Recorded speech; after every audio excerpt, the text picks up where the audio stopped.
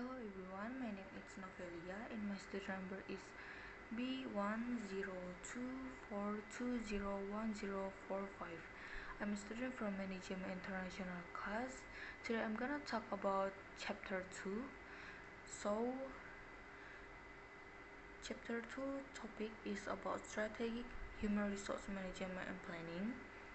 Strategic planning is a process of defining organizational strategy and allocating resources to reach the goal of an organization. So the topic of the video is about strategic planning process. I find this topic because it relates to this chapter. I will learn about strategic planning process, and this video is easy to understand by me. This video teaches me about in aligned strategic development. There are aligned with relationship, leadership team with vision and strategy, and with the whole organization. In making strategic planning process, we can start with external analysis. The internal one is like stakeholder and management team input. The overview about strategic planning process is we have vision, mission to be accomplished, goals and objectives along the way to help us to pursue company mission. Strategies about how we can reach the goal and tactics to make our strategic work better. Video 2. The topic about this video is overview about human capital management. I find this topic because it gives me clear overview about the human capital management which needed to be understood well. This video teaches me about a human capital management has some modules, namely requirement, core human resource, performance management, compensation management, time and leave management, benefit and payroll. Recruitment is process of finding and require skilled human labor for our organization. Core human resource is the essential bulk of information and processes that pertain to the employee in any organization. Performance management, which is process of managing and monitoring the employee's performance. Next is about compensation management, which involves annual compensation budget across department, awarding employees the salary based their appraisal rating every year. Then there is benefit that used for administer benefit plan that a company offers to its employees.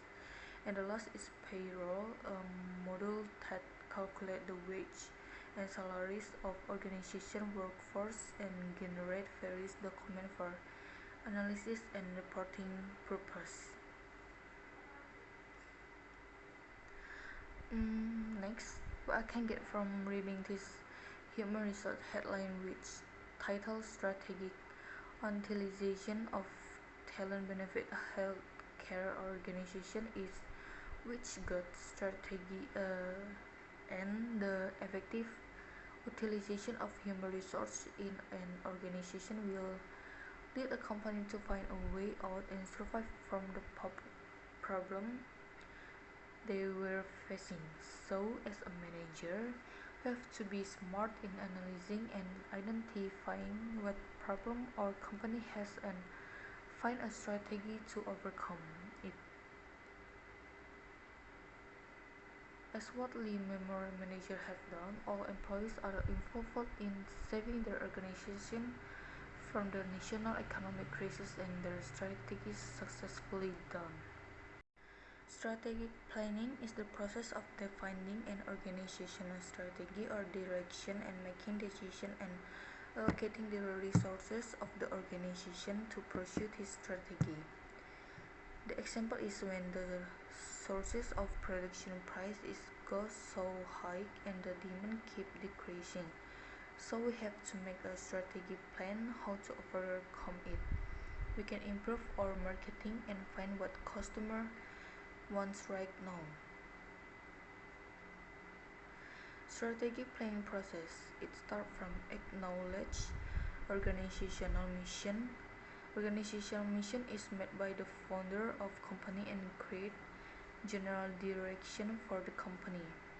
Do SWOT analysis. Analysis of the strengths, weakness, opportunity, and threats. It is used to consider both internal and external conditions. Establish goals and objectives that we are going to reach. It is clear because without goals, strategic plan no needed to be made. Formulate organizational strategy. Formulate supporting functional strategies. Implement the strategy we have made. Evaluate and research to know whether the strategy is successfully implemented or still need to be fixed. What I know about human resource factor in the SWOT analysis is analysis of strengths, weakness, opportunities, and threats is a typical starting point because it allows manager to consider both internal and external conditions. The strength and weakness of the organization represent factors within the organization that either create or destroy value. Meanwhile, opportunity and threat is the external factor, which also be the key in creating successful business.